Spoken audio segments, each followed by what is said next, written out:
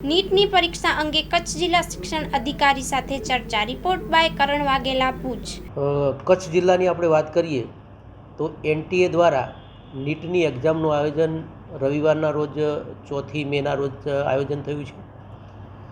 ખાસ કરીને અમારી જિલ્લા કક્ષાની કમિટીમાં અમારા અધ્યક્ષ પરીક્ષાના કલેક્ટર સાહેબ આનંદ પટેલ સાહેબના માર્ગદર્શન તળે સુંદર મજાની પરીક્ષાનું આયોજન થયેલું છે।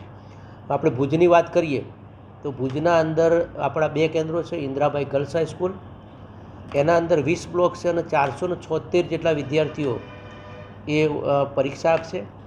ઓલફેડના અંદર ટોટલ આપણા 15 બ્લોક છે અને 360 જેટલા વિદ્યાર્થીઓ એ નીટની પરીક્ષા આપશે।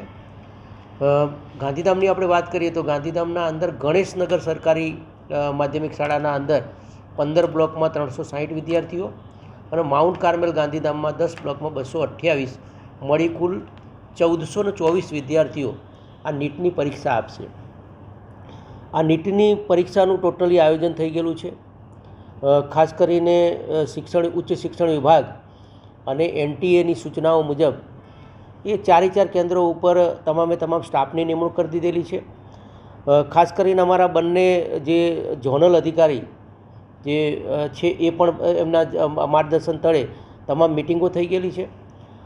જિલ્લા કક્ષાએથી અમે દરેક કેન્દ્ર માટે નોડલ અધિકારી, સહાયક નોડલ અધિકારી, ડ્યુટી મેજિસ્ટ્રેટની નિમણૂક કરવામાં આવેલી છે। ખાસ કરીને પોલીસ બંદોબસ્ત સાથે આ પરીક્ષા લેવાય એ માટેની સૂચનાઓ પણ થઈ ગઈ છે। આરોગ્ય ડિપાર્ટમેન્ટ, એસટી ડિપાર્ટમેન્ટ અને આપણે જીઈબીના અધિકારીઓ સાથે પણ સંકલન થઈ ગયું છે। ખાસ કરીને આ પરીક્ષાના અંદર એક વર્ગખંડના અંદર 24 વિદ્યાર્થી અને 2 નિરીક્ષકો રહેતા હોય છે, એમની પણ તાલીમ પૂર્ણ થઈ ગઈ છે અને ટોટલી સંપૂર્ણ નીટની પરીક્ષા માટેની એ તૈયારીઓ અમારી થઈ ગઈ છે અને ખૂબ સુંદર વાતાવરણના અંદર રવિવારના રોજ 2 થી 5 દરમિયાન આ પરીક્ષા લેવાશે। ખાસ કરીને આ વખતે વિદ્યાર્થીઓને આપણે 11 થી 1:30 અંદર પ્રવેશ આપીશું, એટલે ટોટલી એની જે ફિક્સિંગથી માંડી અને તમામ કામગીરી એ આપણે શાંતિથી આપણે કરી શકીએ। એટલે ખાસ ઉમેદવારોને ખાસ વિનંતી છે કે 11 વાગ્યાથી શરૂ કરી અને 1:30 વાગ્યા પહેલાં પોતાની એન્ટ્રી લઈ લે અને ખૂબ સુંદર વાતાવરણના અંદર પરીક્ષાનું આયોજન થઈ રહ્યું છે।